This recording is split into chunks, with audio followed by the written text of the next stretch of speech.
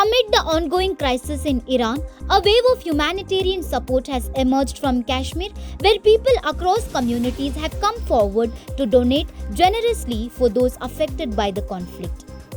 For the second consecutive day, donation drives continued across several parts of Srinagar, including areas like Zadibal, Hassanabad, Shalimar, Kamarwari, Lavaipura and Bemina. Notably, the initiative saw participation cutting across sectarian lines, with members of both Shia and Sunni communities contributing in large numbers, reflecting a strong sense of unity and compassion. Shia leader Imran Ansari appealed to the authorities to allow the donation efforts to continue smoothly, urging that they be carried out with dignity and without unnecessary interference.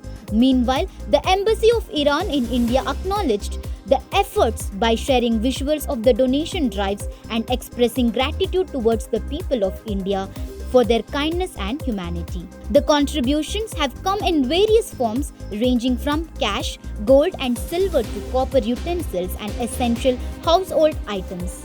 In many cases, women donated their personal jewelry, while some families went a step further by offering livestock.